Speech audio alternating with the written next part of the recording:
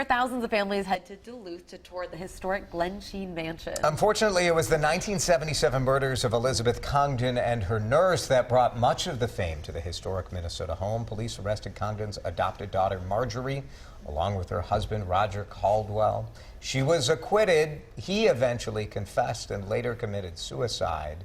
But now in its summer issue, Artful Living magazine is looking back on the 40th anniversary of the murders with an in-depth telling of all the events surrounding the murder at Glensheen. And we're so glad to have Kate Nelson, the executive editor of Artful Living, with us here on Mid-Morning. Kate, thanks for coming in. Thanks for having me. So why Glensheen? Why did you decide to go in-depth on this?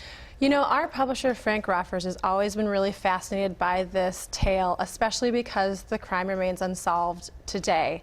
And we were actually able to team up with Joe Kimball, who was, back in the 70s, a rookie reporter for the Minneapolis Tribune. And he was on his way to cover a different story when he was redirected to Duluth to cover these crimes. And that really changed the trajectory of his career and also his life. And so Joe retold the story in depth for us of both the crime and of the trials that followed. And it's almost stranger than fiction how it all unfolded. Well, can you talk about the unsolved part of it? Because I think when you hear, okay, someone confesses and then they commit suicide, you're like, okay, this is a done deal. But it's so much more complicated than that. There was an heir, you know, kind of when you were looking at that, the inheritance rather?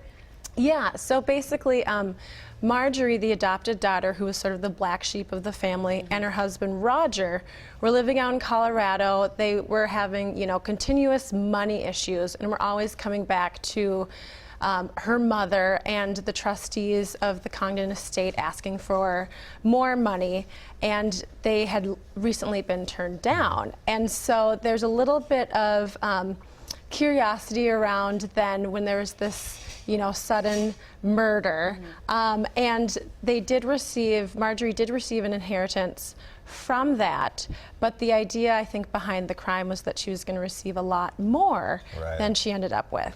As part of this package of coverage, you have this exclusive uncut interview with John DeSanto and Gary Waller, the chief prosecutor and lead investigator.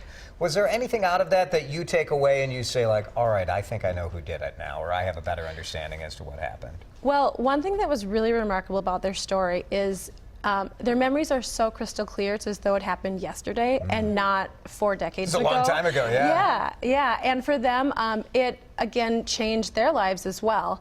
And so they have a lot of emotions about this. It's raw emotion that's close to the surface.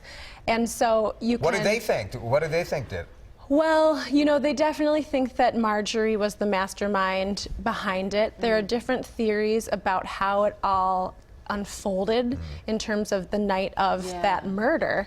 But the general consensus is that Marjorie, who's still alive and living in Tucson, she turns 85 this month, that she was behind all of it and somehow was acquitted. Yeah, she denies it, of course. Yes, She's connected to a few other murders and disappearances. Yeah. So you got to pick up the magazine, Artful Living, this month. Kate, thanks so much for coming in. Thanks for having me.